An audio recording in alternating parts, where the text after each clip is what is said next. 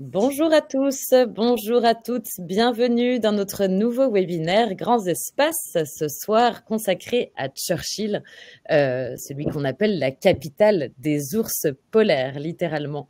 Comme d'habitude, donc nous allons commencer cette présentation avec nos intervenants que je vous présente de ce pas.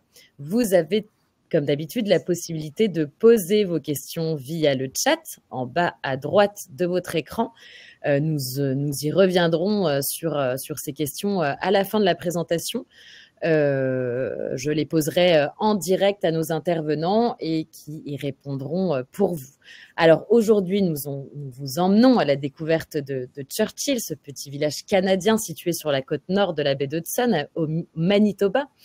Et ce lieu unique est vraiment réputé pour être l'une des meilleures destinations au monde pour observer les ours polaires dans leur habitat naturel, d'où le nom de capitale des ours polaires.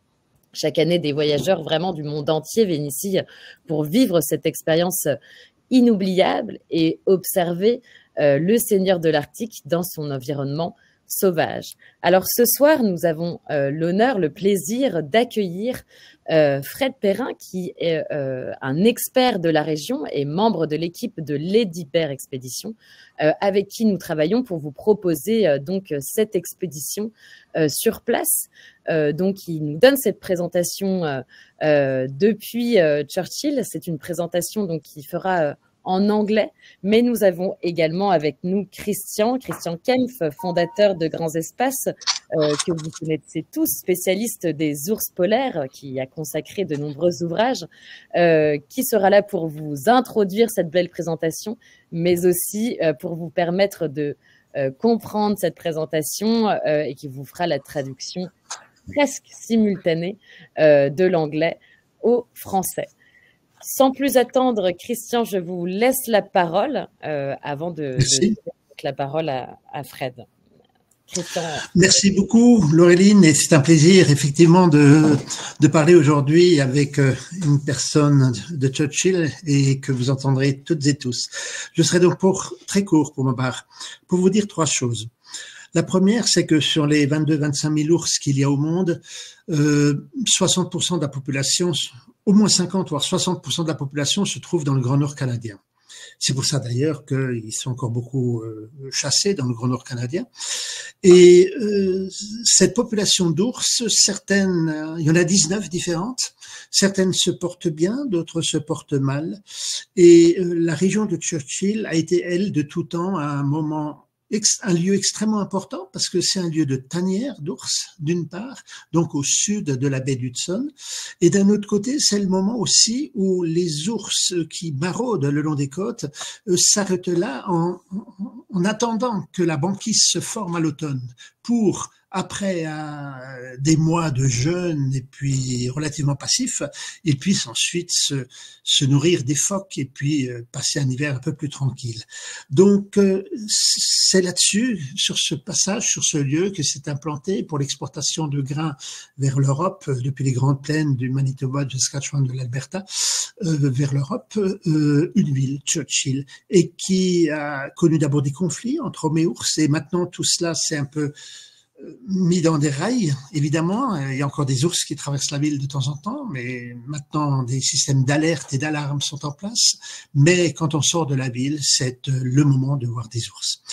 La deuxième chose que je voulais vous dire, c'est que dans la couronne de l'Arctique, sur les 20 millions de kilomètres carrés environ de l'Arctique, la partie russe n'est plus accessible. Au Spitzberg, depuis le 1er janvier 2025, en été, on n'a plus le droit d'approcher les ours à moins de 300 mètres. Et si un ours s'approche de votre bateau, il faut qu'on parte. Au Groenland, les contraintes et au Canada sont également de plus en plus importantes. Et ce qui fait, pour parler très clairement, que, avec ou sans l'objectif, si on veut photographier un ours droit dans l'œil ou le mettre dans un beau cadre, ben oui, c'est à Churchill qu'il faut aller. Et c'est pour ça qu'on a repris ce voyage à Churchill. Et la troisième chose que je veux vous dire, c'est que j'ai commencé moi-même à aller à Churchill en 1989. C'est il y a longtemps. Et ce que j'ai apprécié à Churchill, ce sont les ours. C'est clair et net. On y va pour ça. Mais c'est aussi tout le contexte des peuples locaux qui existaient là, avec leurs Inukshuk, de l'histoire de la police montée du Canada, de l'écologie de la toundra et des autres animaux qu'on peut voir. Ça va de la chouette des neiges au renard polaire ou au renard roux, qui parfois traînent dans les rues, en passant par les lacopettes des Alpes. Enfin bref, c'est un séjour qui va être concentré sur l'ours blanc, mais nous aurons là véritablement 4 jours où nous regarderons vraiment toute la faune et aussi tout un environnement qui est celui de Churchill. Et pour en parler, évidemment, il n'y a pas mieux que Fred Perrin, qui va maintenant nous parler de Churchill et nous présenter à la fois la ville et les ours et le voyage. Fred, we are listening. Well, thank you very much for inviting me. It's my great pleasure to speak to the group. And I'm happy to answer any questions along the way. So, merci pour cette invitation et ce sera son plaisir de répondre à toutes les questions. When I normally speak about Lazy Bear expeditions, I usually will say that we provide polar bear, beluga whale, and northern lights adventures.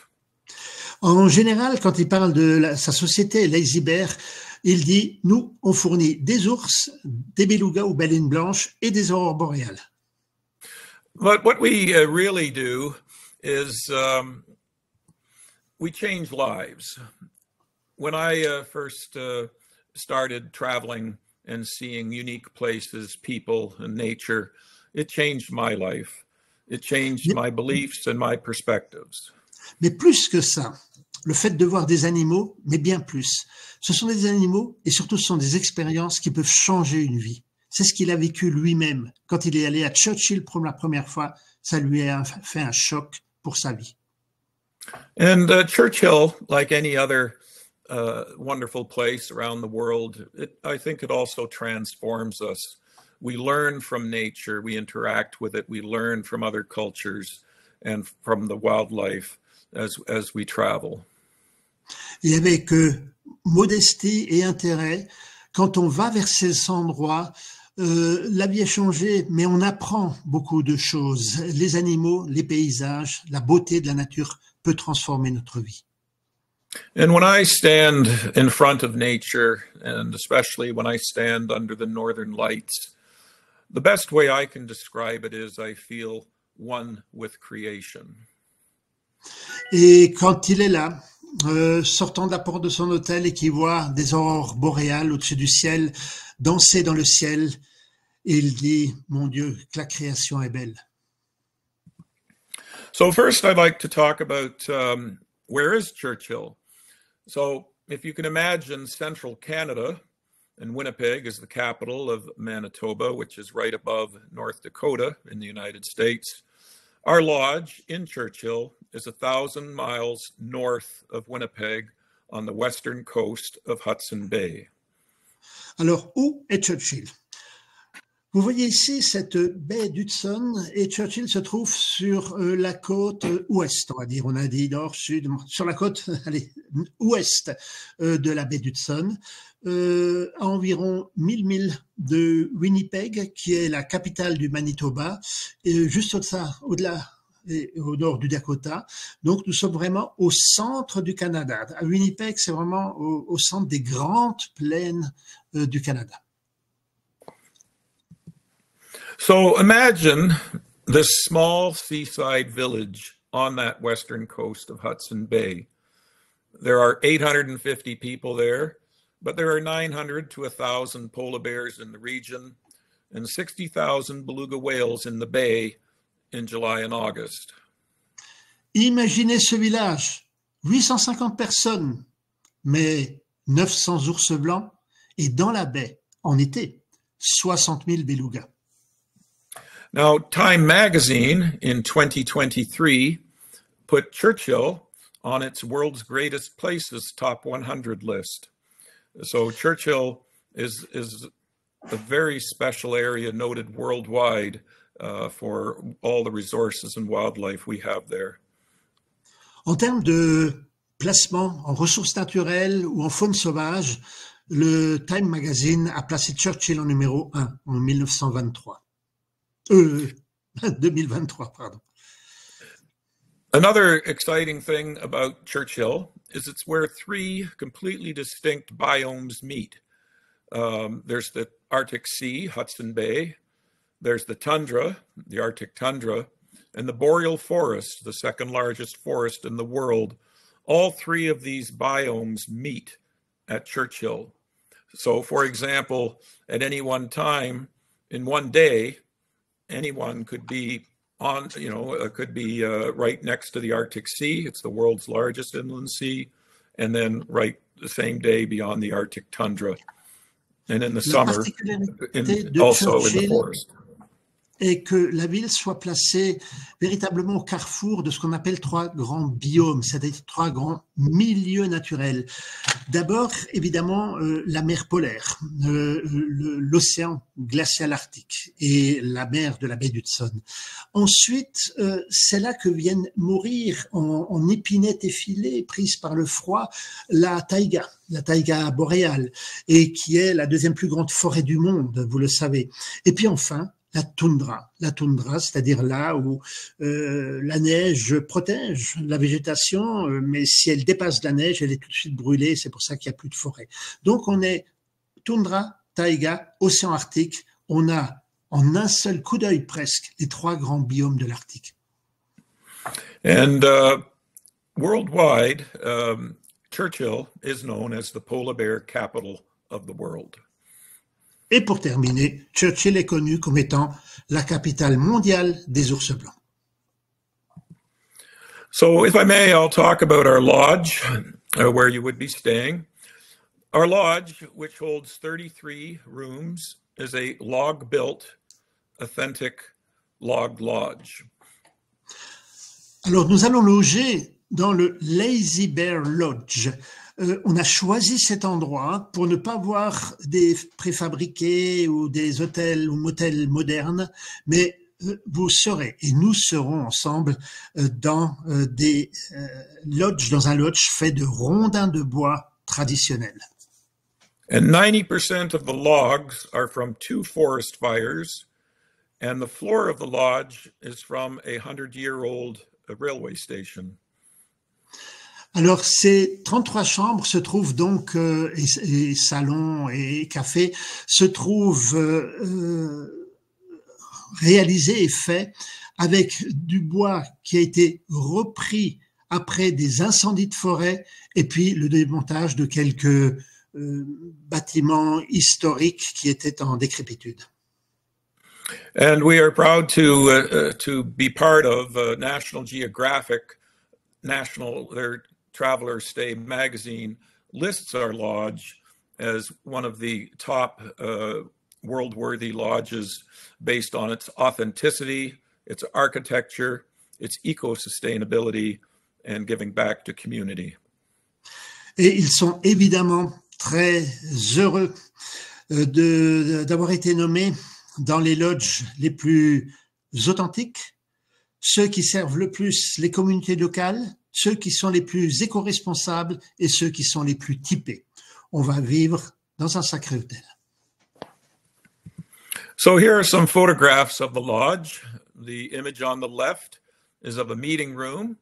Sometimes we have indigenous elders speak to our guests in that room. You can see we have 33 bedrooms, which is up in the upper right. And it's a 2-story lodge, and it's simply a stunning log lodge, something most people have never ever seen before. On connaît les cabanes au Canada, nous autres Français, hein, mais la plupart des gens n'ont jamais vu un lodge aussi grand en rondin. C'est en tant que tel une expérience. Regardez par exemple le lieu de briefing que vous voyez sur la gauche et ensuite les chambres qui sont ces chambres dans ces cabanes de bois et comme dit, c'est 33 chambres et qui accueillent sur 2 étages et qui accueillent les visiteurs. We also have a very large restaurant and cafe noted for world-class dining and an indigenous-inspired cuisine. Et évidemment, avec un hôtel, il y a un restaurant. Et le restaurant est réputé pour sa nourriture de type, on va dire, scandinave ou canadienne, et tout cela autour d'un feu de bois central. Like our lodge, all furniture, the fireplace, everything is handmade. Et tout est véritablement a été fait pour faire en sorte de garder l'authenticité et notamment par exemple ce lieu ou ce brasero qu'on peut dire avec des pierres. And Lonely Planet has published that it's the best restaurant in Churchill, and Reader's Digest says that we serve the best coffee in all of Canada. Alors pour être simple, vous serez d'après Lonely Planet le meilleur restaurant à Churchill, et puis d'après une autre classification, le meilleur café du Canada. Du Reader's Digest. Hein? Yes. That's a photo on the left of part of our restaurant. That's a 20,000-pound Scandinavian stone fireplace. On the right is one of our indigenous-inspired meals, Arctic char. Et vous voyez à gauche le restaurant, et puis sur la droite, vous voyez une idée de plat local, et puis le café tout à fait particulier avec l'empreinte d'ours sur la crème du dessus. So now to talk about the ultimate polar bear adventure. This adventure includes 3 nights at our lodge in Churchill and 2 nights in Winnipeg. Comme vous le voyez, 3 nuits au lodge, 2 nuits à Winnipeg, et sachez-le aussi, on passe également une nuit dans l'avion sur le retour. There are 2 Arctic crawler expeditions, which I will show in a moment. Et il va y avoir 2 journées de rencontres avec les ours, avec ce qu'on appelle le Arctic Crawler.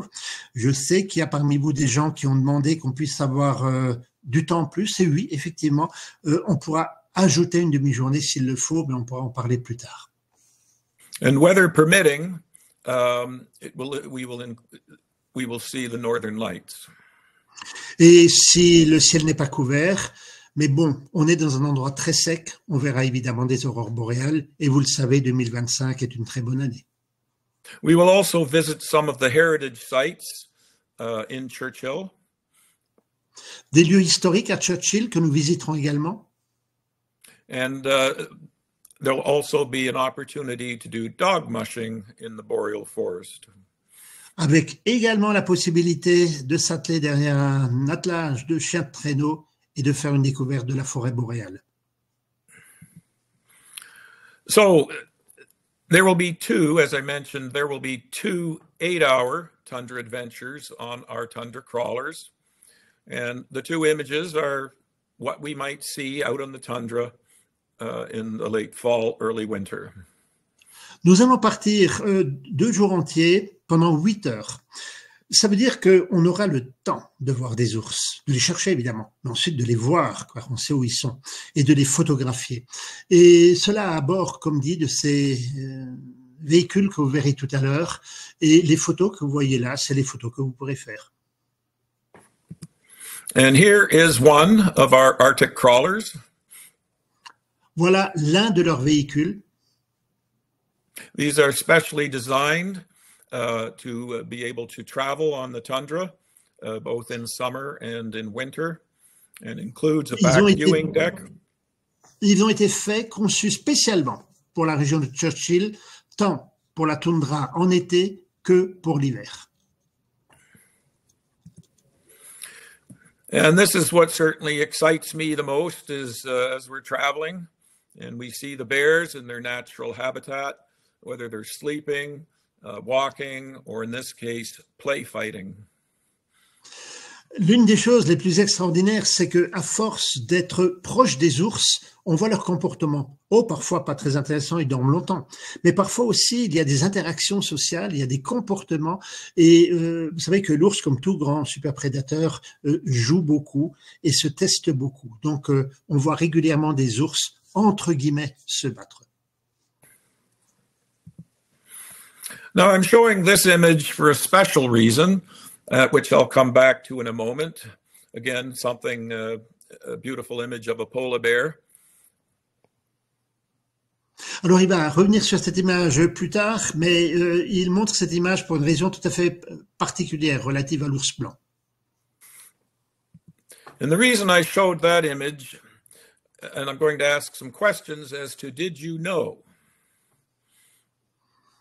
Et la raison pour laquelle il présente cette image, c'est est-ce que vous savez? Male polar bears can weigh 350 to 600 kilograms. Comme marqué sur la photo, vous voyez que les ours blancs mâles peuvent peser 350 à 600 kilos. And this next point is to do with the photo. Polar bear skin is black, which retains the heat from the sun. La peau de l'ours blanc est en fait noire, ce qui lui permet de capter le maximum de chaleur solaire. So if you look at the back of the polar bear, you can actually see the black skin just under the fur. Et vous voyez que cet ours, qui a certainement fait un petit tour dans l'eau, dont les poils sont un petit peu joints, cela montre la peau sur ses fesses et vous voyez qu'il a une peau noire. Another fact that might surprise people is that polar bear fur isn't white. Each hair. Alors on va appeler cet animal l'ours polaire parce que ce n'est pas un ours blanc. Each hair is pigment-free and transparent with a hollow core, which reflects visible light, making the fur look white to our eyes. En fait, dans le spectre de la lumière, un objet qui prend tout le spectre de la lumière est noir et un qui est quasiment transparent est blanc. Et c'est pour ça qu'il est blanc. Mais les poils ne sont pas typiquement blancs. Ils sont très transparents, ce qui permet de réfléchir, si je puis dire, tout le spectre de la lumière qui n'est pas absorbé et donc la fourrure apparaît blanc. Sure. Now, the polar bear's main food throughout the winter are seals. And polar bears can smell seals from over a mile away. Vous savez que la nourriture principale de l'ours à 90%, ce sont des phoques et que son odorat est extraordinairement développé. Il peut sentir à 1 ou 2 kilomètres sa proie. And on average, polar bears live about 25 to 30 years. Et ils vivent, du moins dans la nature, en moyenne 22 ans, souvent 25 à 30 ans. Other wildlife that you may see include Arctic fox, ptarmigan, Arctic hare, red fox, snowy owls, and gerfalcons, and much more. Il y a pas mal d'autres espèces que l'on verra lors de nos tours. Alors, le renard polaire dans sa livrée blanche, également dans sa livrée blanche, le lagopède des Alpes, le lièvre arctique, le renard roux, qui lui n'a pas de couleur blanche, la chouette arfan, et puis le faucon gerfaut, l'un des faucons les plus rares du monde. Our heritage tour, during the heritage tour, we visit various points of interest throughout Churchill. Au gré de ce qu'on appelle le tour historique, on visite plusieurs choses et plusieurs points importants autour de Churchill. These include, on the left, our polar bear holding facility, also known as the polar bear jail. Cela inclut évidemment ce que vous avez sur votre gauche et qu'on appelle couramment la prison à ours. Plus scientifiquement, le lieu de rétention des ours qui veulent faire des bêtises en ville. Voilà. When a polar bear comes into Churchill from time to time, the authorities will take the bear away and actually put it in the holding facility for a week or two to teach it that it's not right to come to the town, and then they'll release it back into the wild. Churchill est sur la route des ours et quand un ours ne veut pas éviter la ville et essaie de prendre un raccourci en ville, ben les autorités à ce moment-là le capturent et l'emmènent dans cette prison pendant 8 jours pour lui faire comprendre que c'est vraiment pas bien, et essayer de lui faire comprendre qu'à l'avenir il faudra plus qu'il passe en ville, et ensuite il est relâché. And the photo on the right includes an Inukshuk constructed by the Inuit over many centuries. And this is to show two things, the Inukshuk, which is a cultural heritage in the area, and also the Northern Lights. L'image sur la droite vous montre deux choses fortes. Hein. D'un côté, le ciel qui danse de ces aurores boréales vertes, et puis d'un autre côté, l'Inukshuk, qui est un ensemble de pierres qui sont là. On vous parlera quelle est l'origine de ces Inukshuk, mais ça a été fait par les Inuits qui, depuis des siècles, sont dans cette région. We also do dog mushing in the boreal forest, and there is an indigenous, actually an international dog musher who lives there with his camp.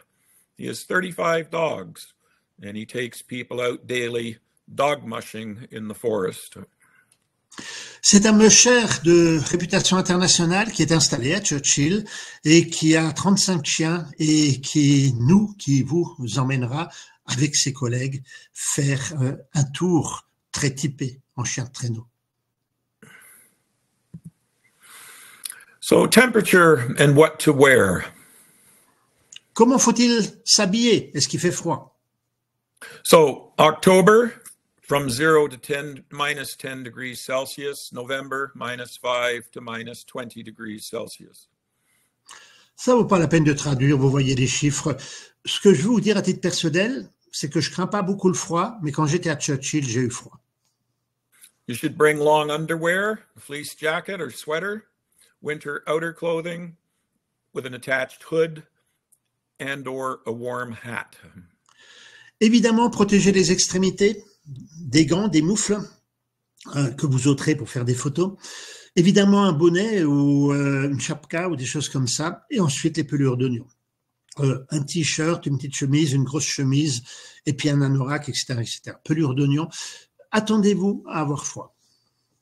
Ski or wind pants are highly recommended. On recommande des tenues de ski.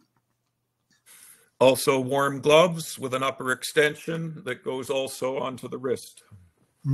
Donc également des gants avec une extension pour les poignets qui vous permettent de bien couvrir, de ne pas laisser une peau à nu.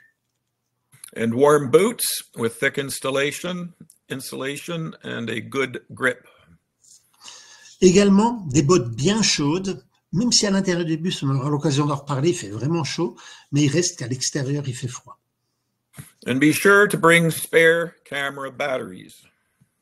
Et évidemment, pensez surtout si vous avez des appareils photo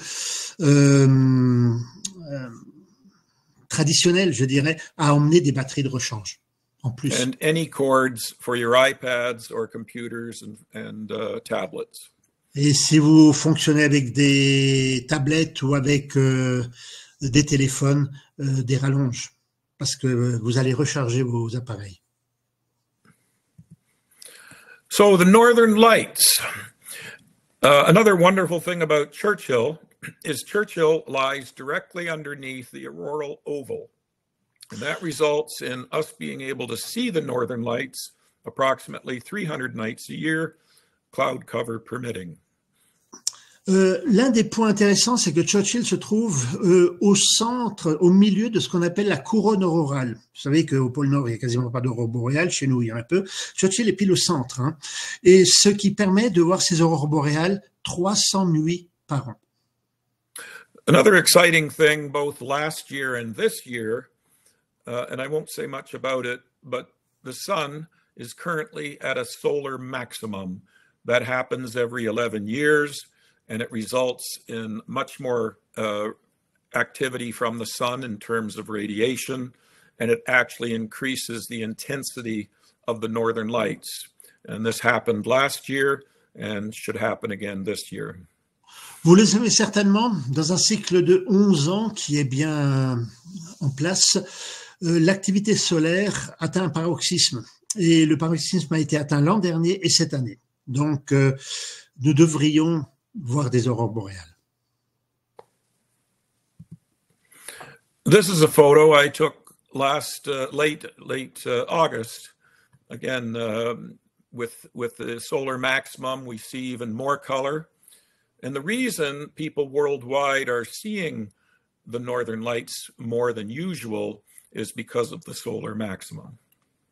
C'est grâce à ce maximum d'intensité et d'activité solaire, plus exactement, que les gens dans le monde entier peuvent voir des aurores boréales, même jusqu'en France, ces années. Mais indiscutablement, cette photo a été prise fin août à Churchill, et puis vous voyez que les aurores boréales sont simplement magnifiques. And with that, I would like to thank you for watching our presentation. Et merci pour votre attention. Et c'est Laureline maintenant qui va reprendre la suite en posant des questions. Eh bien, écoutez, alors oui, si. Je ne voyais pas de questions, mais on nous demande si on prête des anoraks ou des bottes pour cette expédition. Non. Je pense pouvoir y répondre. Voilà, non, ça ne sera pas prêté pour cette expédition. Vous venez avec votre propre matériel. Comme on dit souvent, le matériel sur ces expéditions, c'est ni plus ni moins un matériel comme si vous alliez au sport d'hiver, au ski ou à la montagne. Et comme l'a très bien dit Christian, donc à s'habiller en pelure d'oignon, donc avec plusieurs couches. Cela suffit. Il fait froid, mais voilà, prévoyez un équipement de montagne avec les bottes appropriées, comme Fred l'a dit, donc des bottes chaudes et qui agrippent bien le sol. Yeah, Fred, just speaking again about the clothes. But, well, Laureline answered. Alors, une autre question. Donc, quelqu'un a lu un article il y a quelques mois qui disait que la taille et poids des ours solaires avaient diminué par rapport à il y a 50 ans. Another question about the polar bears. Someone read an article saying that the height of the polar bears reduced since 50 years, was less than 50 years ago. Sorry, the which? The question is following. You know, Fred, not some months ago, but some weeks ago, a study from Edmonton University shows not for 50 years, but 40 years. Since 40 years, the weight of the polar bears has diminished of somewhat like 19%, especially in the Hudson Bay. Is that correct? Probably. Do you know some more publications? Well, there are different reports because there are other reports that worldwide, the polar bears in the Hudson Bay area are among the healthiest bears in the world. And what a lot of this also has to do with, for example, nature in itself as well. So, for example, years ago, there was more hunting of polar bears further north. That reduced at the time, many years ago, the bear population, which then resulted in the seal population increasing quite a bit, just like nature does. And then over the last quite a few years, the polar bear population has increased quite a bit because there were so many seals. And so the bears are quite well fed. That's not to say that every year the polar bears have an arduous journey. Every winter when they come out of their dens, the mothers and cubs, they go onto the ice and they basically go out there to eat as much as they can throughout the winter. And so there are some bears that are not successful in doing that, but most of them are. But that's just nature. Okay. I think any report, there's always validity to some degree in it, but it doesn't ever cover the whole picture. Yeah, thank you, Fred. I'm going to translate with your permission, to add some things. D'abord, pour répondre à votre question, effectivement, il y a 2 semaines environ, un article apparu, un article extrêmement intéressant sur le plan scientifique, montrant qu'il y avait une perte de 19% de poids globalement de certaines populations d'ours suite à la réfraction de la banquise. Cet article ne peut pas être mis en cause, c'est clair, c'est net, c'est précis. En revanche, dans le cas précis de la baie d'Hudson, la population d'ours se porte bien, de même qu'elle se porte bien au Spitzberg et qu'elle se porte bien sur l'est du Groenland. Le problème étant, encore une fois, et je vous invite à prendre le livre de Jørgen Mortensen sur les ours, étant la chasse. Or, notamment au nord de la baie d'Hudson, la chasse, suite aux pressions qui ont été faites, diminue un petit peu, les ours se portent bien, il y a beaucoup de phoques, et vous savez, les ours ont l'habitude, une fois qu'ils étaient à Churchill, ensuite d'aller sur la mer. Et là, ils mangent. Ils se baffrent, pardon pour l'expression, de phoques. Les femelles ensuite sont enterrées, les mâles maraudent et continuent à manger des phoques.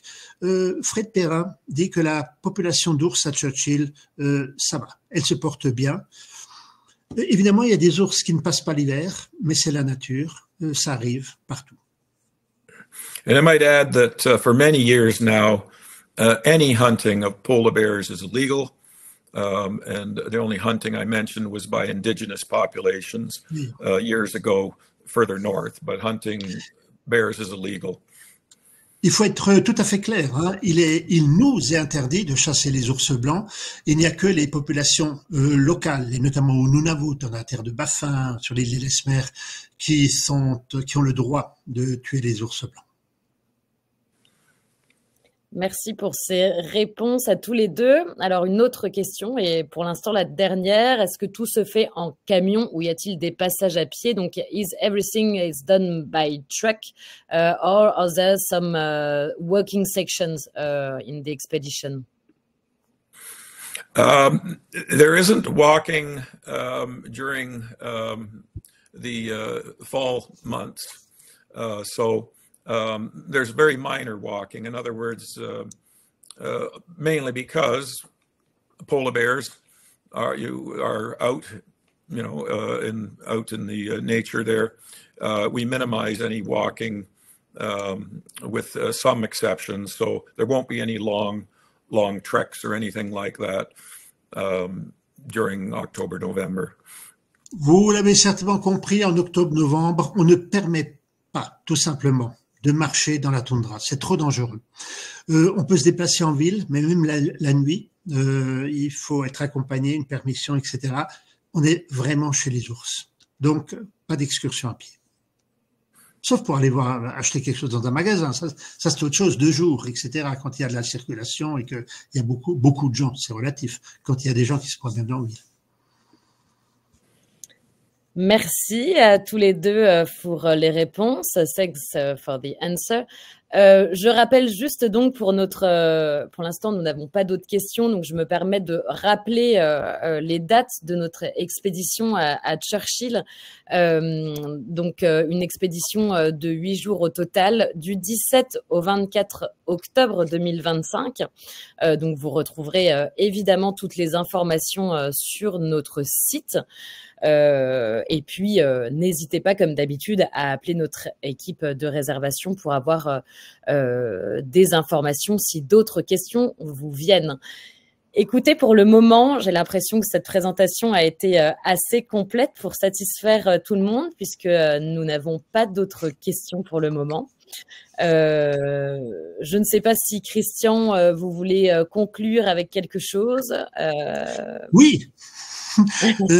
Laureline, je vais conclure avec 3 choses qui sont semi-commerciales. D'abord, l'Escargot Savant, Grands Espaces, a publié 3 livres. Un premier livre, tiens, je peux même le montrer, je l'ai à côté de moi, tiens, l'ours blanc. Voilà. Un autre grand livre que j'ai écrit sur l'ours, et enfin le livre de Jørgen Mortensen sur des ours blancs. N'hésitez pas à regarder sur notre site et à les commander. Ensuite, et je vous assure, chers amis, que ce n'est pas commercial, mais j'ai eu ce matin, de la part de l'employé principal de Fred Perrin, un mail en disant vous avez réservé pour 26, vous n'êtes que 19, est-ce que je garde des 26 ou je garde des 19? Parce que on est à la meilleure date. On a choisi la meilleure date. Et il y a énormément de demandes. Pardon, c'est pas commercial ce que je dis, c'est de la vérité.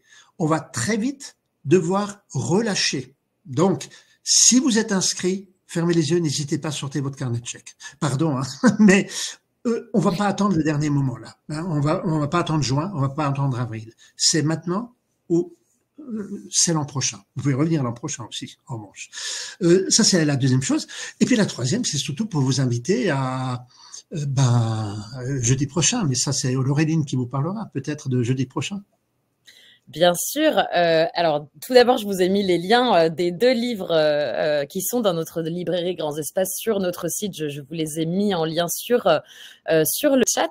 Et puis, effectivement, vous le savez sûrement, la semaine prochaine et le 27 février, c'est la journée internationale de l'ours polaire. Et comme chaque année, nous aimons lui dédier une conférence entière avec nos spécialistes. Évidemment, Christian Kempf interviendra puisque c'est le grand spécialiste des ours polaires, mais nous aurons d'autres intervenants comme Christiane Drieux qui interviendra aussi sur l'ours polaire et sa relation avec les Inuits. Bref, nous aurons vraiment de très jolies interventions. Je vous fais part donc du lien dès demain pour vous inscrire à ce webinaire donc qui aura lieu jeudi prochain à 17h. Voilà, je sais que chaque année, vous êtes très nombreux à vous inscrire pour ce webinaire sur les ours polaires, puisque cet ours intrigue. Vous avez déjà eu un bel aperçu ce soir avec cette présentation à Churchill. Et puis, vous aurez une conférence très complète, donc la semaine prochaine, avec nos différents intervenants. Eh bien, écoutez, je pense qu'on peut mettre fin à ce webinaire. Many thanks, Fred, for your interventions tonight. It was a pleasure to have you with us.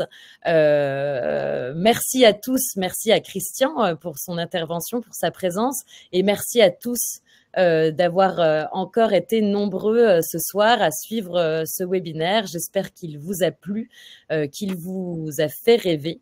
C'est mon cas, encore une fois. Eh bien, je vous donne rendez-vous tout bientôt pour le nouveau webinaire et vous souhaite une très belle soirée. Thanks a lot, Fred. Thanks, everybody. Thank you. It's my pleasure. Au revoir Thanks, Fred, et merci à tous. Merci. Au revoir. Au revoir.